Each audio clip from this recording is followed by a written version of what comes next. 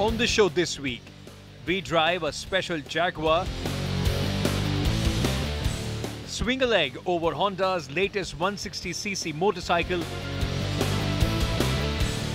and tell you how to beat the heat.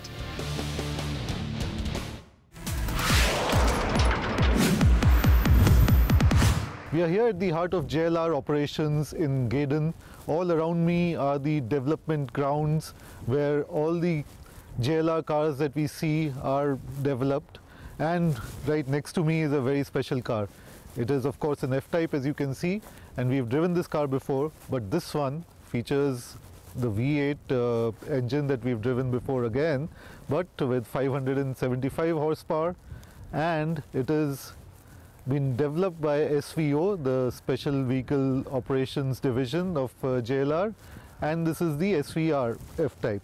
We are going to take it on the tracks around here, on the high-speed track, on the drag strip, as well as do a few slaloms with it to see how this car is different from the normal one.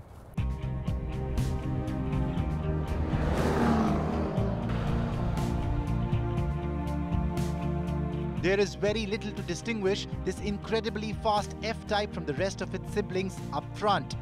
But a closer inspection reveals the huge air intakes on the sides of the front grille and the tiny SVR logo that signifies that this is not a normal car.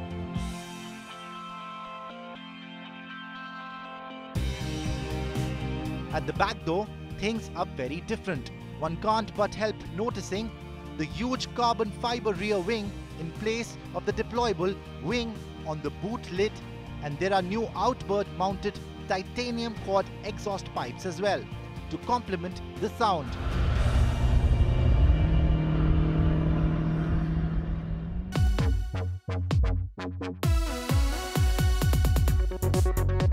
Not that the F-type interiors are commonplace, but the SVR takes them to a higher plane.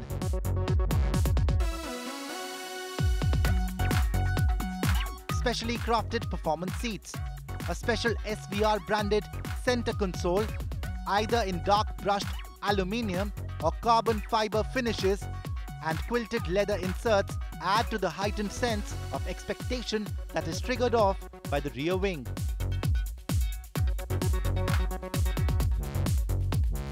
Not only do the changes make the car look better, but they also reduce the weight of the car.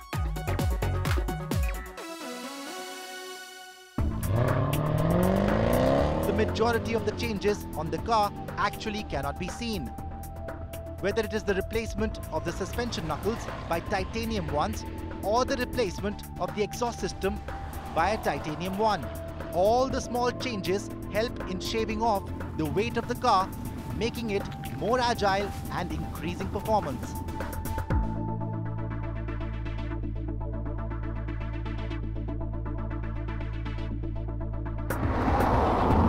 The big boost to that then comes from the 5-liter supercharged engine that delivers 575 max horsepower and peak torque of 700 Nm.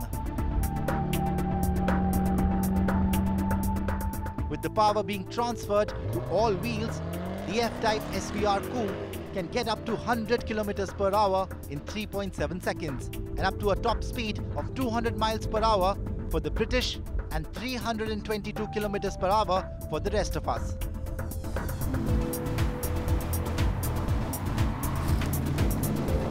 It's not that the Special Vehicle Operation SVO division of the company has transformed the F-type into an out-and-out track machine. The beauty of the car is that it retains its comfort on the road, sounds intoxicatingly insane, is agile and maneuverable, and can transform itself into a racing machine whenever one desires.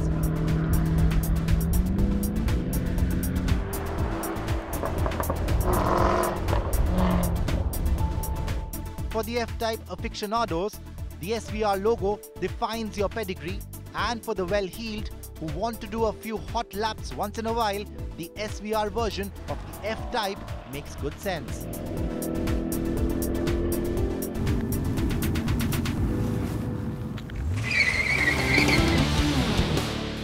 Honda's latest 160cc motorcycle left us thinking if it's access or essential to have multiple motorcycles in the same category. But Abhik Das tells us just where the new X-Blade fits in and how it is to ride.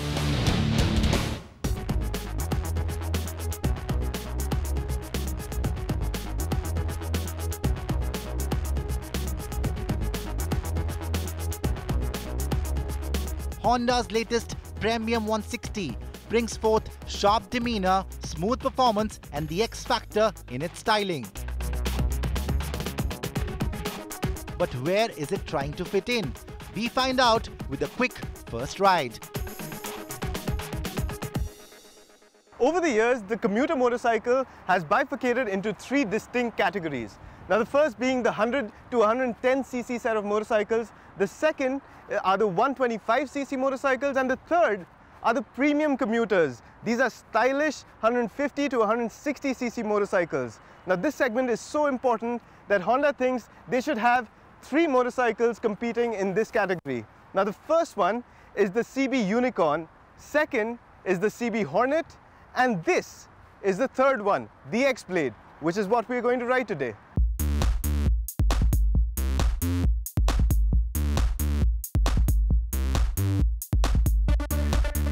The X-Blade was shown at this year's Auto Expo. Comes in at a price point that puts it square in the middle of the CB Hornet and the CB Unicorn 160.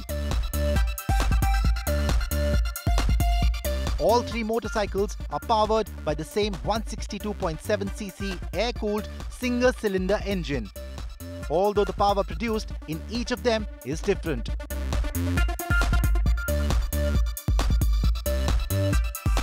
While the sportier Hornet gets a full 14.9 bhp and a 14.5 Nm of peak outputs, the X-Blade and Unicorn 160 get a bhp lesser along with a 0.6 Nm drop in torque. The bigger differentiator here is styling.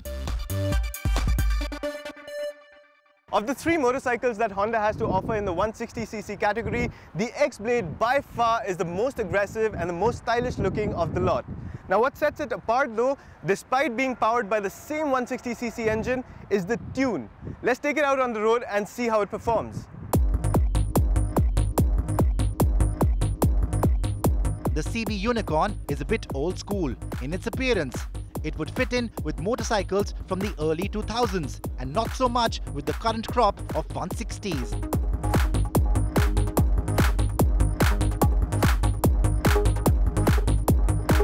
The CB Hornet brings the muscles, being the flag bearer for Honda in this segment.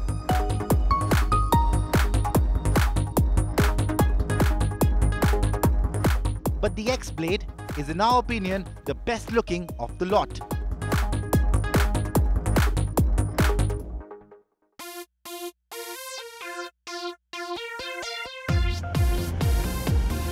Leaner styling, sharp and edgy, the X-Blade brings forth an aggressive stance.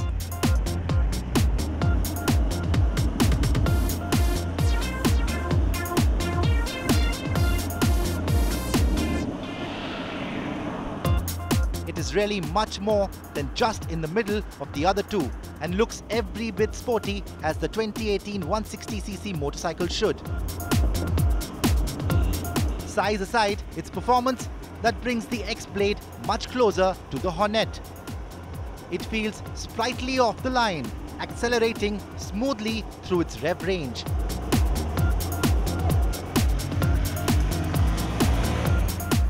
The 5-speed gearbox is just as smooth in its shifts and coupled with a light clutch, it makes the X-Blade effortless to ride. The engine offers brisk acceleration with the first 4 gears helping extract the best of 9,000 RPM before it runs into the limiter. Traffic is dealt with as much ease with ample initial grunt, while the chassis and suspension add another dimension of smoothness. The suppleness of the suspension helped the X-Blade glide over the rough stuff without bottoming out, as long as the speeds are lower. High-speed stability, on the other hand, is another plus for the X-Blade.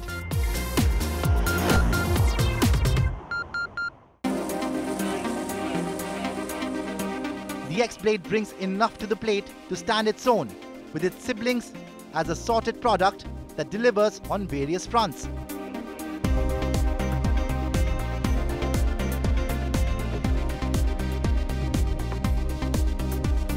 It costs lesser than the Hornet and marginally more than the Unicorn, and is the perfect pick for the young audience that it's trying to woo.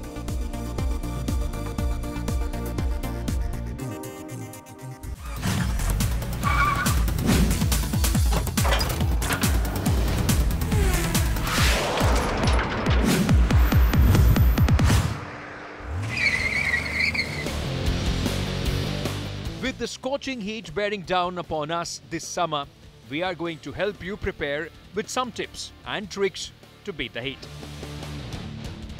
So welcome to the Auto Today Khana Khazana Diaries. Today we're going to tell you how easy it is to cook inside a car which has already been cooked underneath the sun through the day. Just place your pan on the dashboard, leave the car parked underneath the sun, and you have an egg nearly fried to perfection in this. Now, if this is what happens to the egg, you can imagine what happens to most parts of your body when you sit inside a car parked underneath the sun. If you don't want to go through that all through the summers, then take this advisory. We're going to tell you how to beat the heat. Firstly, when you approach your car after it has been parked in the sun for a long duration, open all 4 doors. Now proceed towards the boot and begin opening and closing the boot several times. This action creates an outward pressure and immediately releases all hot fumes from the car.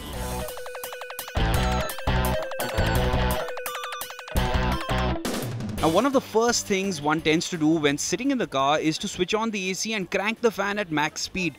Not only is this ineffective, but also unhealthy. Instead, put on the AC and allow the windows to be rolled down. This aids in releasing hot air faster.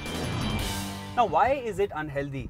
You see, plastics are used for the interiors of cars, and there are glues which are used inside as well. Now, these plastics and glues become toxic because they have benzene content. So when benzene is heated, it becomes not only toxic but also carcinogenic. So when you sit inside, make sure that the vents of the fan are not facing you. Turn the vents away and roll the windows down until the car cools down. Water inside plastic bottles left inside a heated car should not be consumed. When the car heats up, the plastic heats up as well and the water becomes toxic. Do not consume. Another thing you can do is to pour cold water on the condenser to make the AC more effective. Now, when you begin driving, keep the AC on and leave the window slightly open for a few minutes to release hot fumes if there are any more left.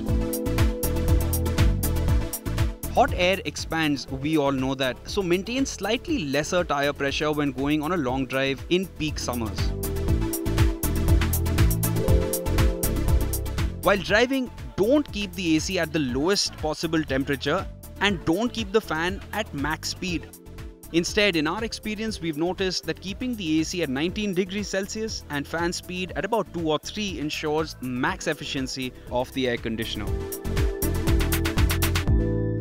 These are some of the things that you can keep in mind while driving in the summers to ensure that you beat the heat. Of course, when you park, ensure that you park in a shaded region. When you leave the car, what you can try and do is leave a towel on top of the steering wheel so that the next time you sit in the car, at least you're able to hold the steering wheel properly. Apart from these things, there are a few more things that you should keep in mind. You see, darker shades of cars will absorb a lot of heat.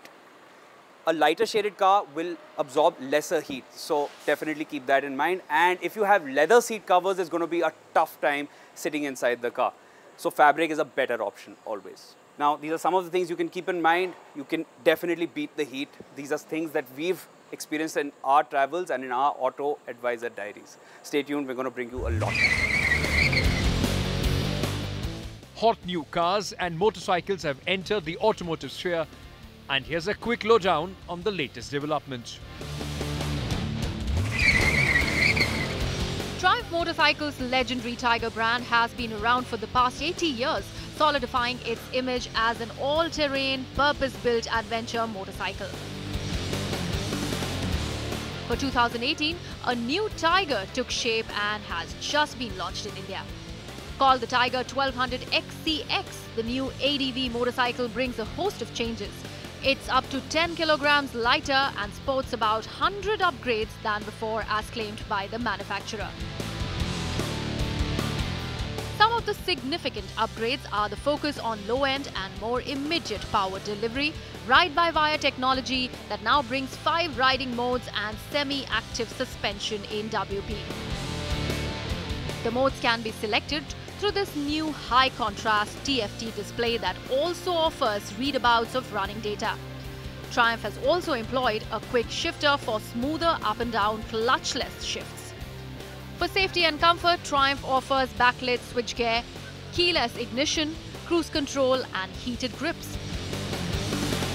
Now this is an SUV for the two-wheeled world and can be yours for 17 lakh rupees ex-showroom.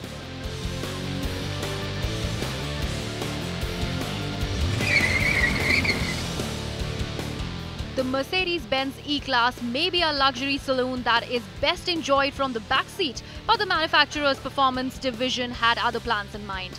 Mercedes-AMG has launched the most powerful E-Class yet. The E63 S4 Matic is powered by twin-turbo V8 developing 603 bhp and 850 Nm of torque, helping it achieve 100 km per hour from a standstill in mere 3.4 seconds. The engine is mated to a 9-speed dual-clutch automatic that Mercedes calls Speed Shift MCT and 4MATIC Plus, their all-wheel drive tech to divide all that power to the front and rear axles. Also included is a drift mode to have all the sideways fun when the occasion calls for it. The new E63S rides on sports air suspension and will glide till its 250 km per hour limited top speed. If that doesn't fulfill your need for speed, then an optional AMG driver's package helps push that top speed to 300 km per hour. All this performance is now available from showrooms at 1.5 crore rupees pan-India.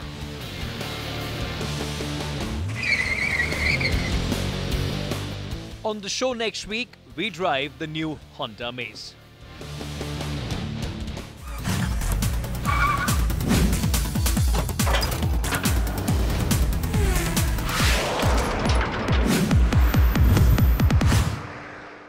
Thanks for watching the video. For more such news and updates, please like, share and subscribe to India Today. Also check out our other great videos from our channel. We know you would love to.